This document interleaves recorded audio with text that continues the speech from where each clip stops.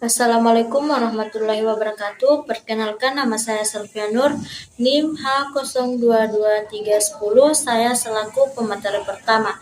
Saya akan menjelaskan sedikit tentang pengertian sains, teknologi, dan seni. Yang pertama yaitu sains. Sains berkaitan dengan cara mencari tahu tentang alam semesta secara sistematis. Yang kedua yaitu teknologi. Teknologi adalah realitas atau kenyataan yang diperoleh dari dunia ide. Yang terakhir yaitu seni. Seni adalah keahlian membuat karya yang bermutu, dilihat dari segi kehalusannya, keindahannya, dan sebagainya, seperti tari, lukis, dan ukir. Assalamualaikum warahmatullahi wabarakatuh. Perkenalkan, saya Reski Amalia akan menjelaskan materi tentang perkembangan teknologi. Nah, perkembangan teknologi adalah proses evolusi dan kemajuan dalam bidang ilmu pengetahuan dan teknologi yang terjadi seiring waktu. Perkembangan teknologi dapat terjadi dalam berbagai bidang, termasuk teknologi komunikasi, teknologi informasi, teknologi kesehatan, teknologi transportasi, teknologi energi, dan banyak lagi. Perkembangan teknologi dapat terjadi melalui inovasi penemuan baru dan pengembangan teknologi yang sudah ada.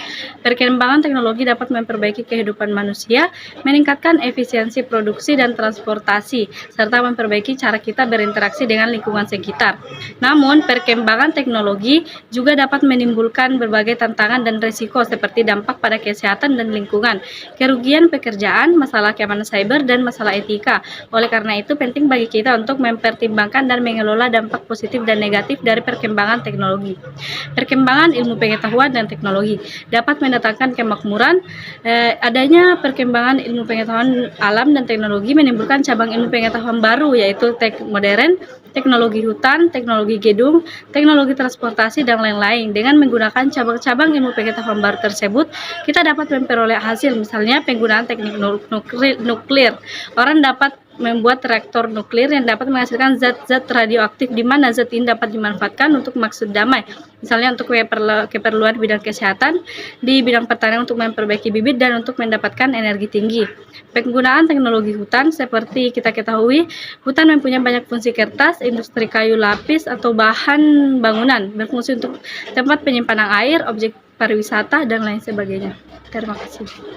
Assalamualaikum warahmatullahi wabarakatuh. Perkenalkan, nama saya Putri Amelia, NIM H0222-003, kelas pendidikan matematika 2022A dari kelompok 3. Baiklah, di sini saya akan menjelaskan materi tentang iptek dan nilai. Dalam menghadapi era teknologi yang semakin modern dan industrialisasi, maka dituntut adanya keahlian untuk menggunakan, mengelola, dan senantiasa menyesuaikan dengan teknologi-teknologi dan ilmu pengetahuan yang baru. Selain itu, sikap, mental, dan nilai hidup yang harus mengarah terhadap nilai tersebut. Kesadaran yang timbul di negara barat mengenai akibat-akibat yang ditimbulkan teknologi memang dapat dimengerti. Mereka mulai mempersoalkan nilai-nilai yang dipakai oleh masyarakat di negara berkembang sebaiknya dapat dimanfaatkan. Oleh karena itu, perlu sekali negara berkembang mempercepat proses pemindahan teknologi. Hal itu hanya dapat berjalan jika negara tersebut masyarakatnya telah memanfaatkan teknologi yang dikembangkan di negara maju dan dipakai oleh negara yang sedang berkembang. Sekian materi yang bisa saya bawakan. Saya akhiri. Assalamualaikum warahmatullahi wabarakatuh. Assalamualaikum warahmatullahi wabarakatuh. Perkenalkan, nama saya Sri Wardani dengan NIM H02220006. Di sini saya akan memaparkan materi mengenai dampak penyalahgunaan iptek pada kehidupan manusia. Tak dapat dipungkiri berkat hadirnya teknologi, berbagai aktivitas manusia dapat dikerjakan lebih mudah dan cepat. Namun, dapat kita temukan berbagai penyalahgunaan terkait iptek bagi kehidupan manusia, sehingga kita dapat menemukan beberapa dampak penyalahgunaan iptek pada kehidupan manusia, seperti yang pertama, munculnya pola hidup yang konsumtif. Maksudnya yaitu perilaku atau gaya hidup seseorang yang senang membelanjakan uangnya tanpa pertimbangan yang matang. Dampak yang kedua itu munculnya pola hidup hedonistik atau hedonis. Secara sederhana, pola hidup hedonis ini berupa hidup glamor dan berlebih-lebihan. Misalnya, suka membeli barang-barang yang lebih mahal dan mewah. Dampak yang ketiga itu munculnya hidup materialistis. Maksudnya itu gaya hidup yang semata-mata hanya mencari kesenangan, kekayaan, dan mengejar harta. Nah, itulah pemaparan dari materi saya. Wassalamualaikum warahmatullahi wabarakatuh. Assalamualaikum warahmatullahi wabarakatuh. Perkenalkan, saya Irfan S. Di sini saya akan menjelaskan beberapa dampak perkembangan ipteks terhadap lingkungan. Yang pertama, nuklir. Meledaknya bom di Hiroshima dan Nagasaki mengakhiri Perang Dunia Kedua. Pada waktu itu banyak korban berjatuhan, tetapi kejadian itu tidak berhenti di situ karena radiasi akibat senjata nuklir masih dapat dirasakan sampai sekarang. Penyebabnya adalah debu-debu radioaktif yang berasal dari bom nuklir serta reaktor-reaktor atom. Efek yang ditimbulkan radioaktif adalah terjadinya perubahan struktur zat serta pola reaksi kimianya sehingga merusak sel tubuh. Yang kedua, polusi. Adanya bahan polusi atau polutan dapat merusak lingkungan yang disebabkan oleh kegiatan industri dalam bentuk limbah,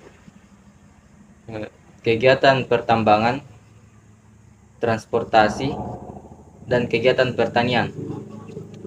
Suatu zat dikatakan polusi apabila kadarnya melebihi batas, berada pada waktu dan tempat yang tidak tepat.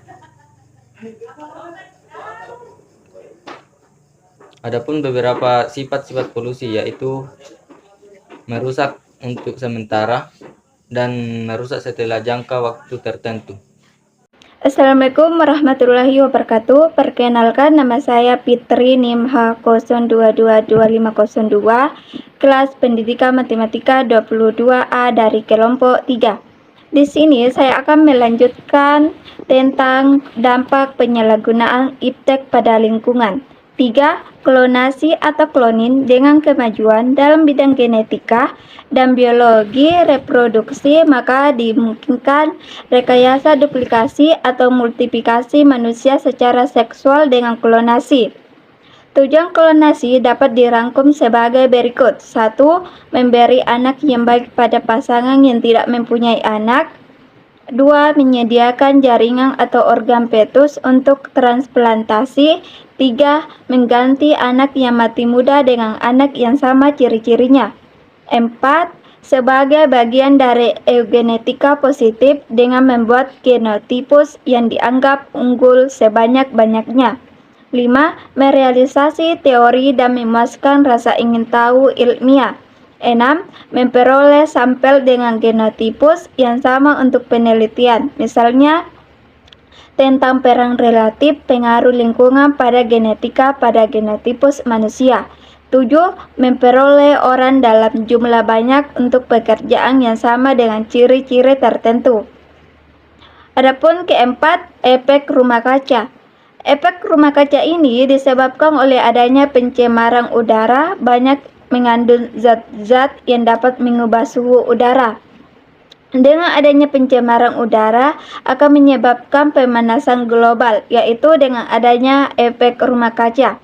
Yang dimana dengan adanya efek rumah kaca ini, sinar ultraviolet yang dapat membahayakan manusia tidak akan disaring lagi oleh lapisan ozon sehingga akan langsung menuju bumi dan selanjutnya akan diam dan bersirkulasi di bumi. Sekian dari saya. Wassalamualaikum warahmatullahi wabarakatuh. Perkenalkan, nama saya Itra M dengan NIM H02222501. Di sini saya sebagai pemateri ke-7 akan menjelaskan tentang problematika pemanfaatan ipteks di Indonesia. Ilmu pengetahuan, teknologi, dan seni berkontribusi banyak dalam kehidupan kita, terutama untuk memudahkan pekerjaan kita dan keberadaan seni untuk memperindah kehidupan kita. Nah, kemajuan yang didapatkan manusia pada era ini tak terlepas dari kemajuan teknologi dan ilmu pengetahuan manusia sendiri. Kita dapat katakan bahwa ipteks memberi rahmat besar bagi kehidupan kita. Nah, kita juga tidak bisa pungkiri bahwa dalam kemajuan ipteks ini menimbulkan berbagai problematika dalam kehidupan sosial bermasyarakat. Permasalahan tersebut diakibatkan adanya penyalahgunaan ipteks, pemakaian berlebihan, dan kita gagal untuk mengontrol diri kita untuk menggunakan ipteks tersebut. Nah, ada beberapa problematika pemanfaatan ipteks di Indonesia. Yang pertama, rendahnya kemampuan ipteks nasional. Rendahnya kemampuan ipteks nasional dalam menghadapi perkembangan global yang semakin pesat. Kemudian yang kedua, rendahnya kontribusi ipteks nasional di sektor produksi. Hal ini kita bisa lihat dari kurangnya efisiensi dan rendahnya produktivitas, serta minimnya kandungan teknologi dalam kegiatan ekspor.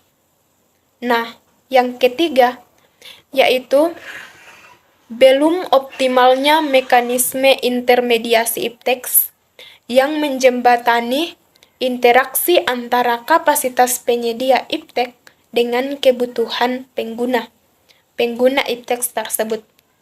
Nah, yang keempat, yaitu lemahnya sinergi kebijakan iptek sehingga kegiatan tersebut belum sanggup memberikan hasil yang signifikan.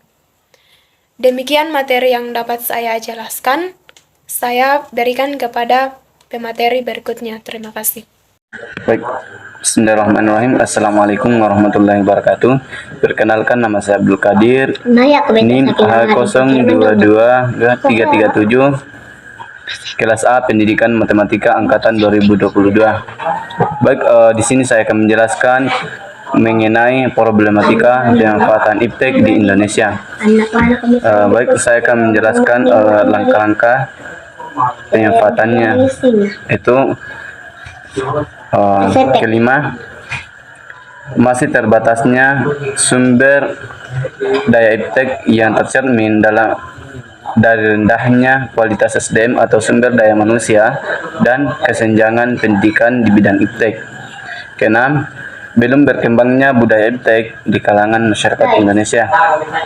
7, belum optimalnya peran iptek dalam mengatasi degradasi fungsi lingkungan hidup. 8, masih lemahnya peran iptek dalam mengantisipasi dan menanggulangi bencana alam. Itulah salah satu pemanfaatan bagian-bagian pemanfaatan iptek di Indonesia. Baik, terima kasih. Assalamualaikum warahmatullahi wabarakatuh.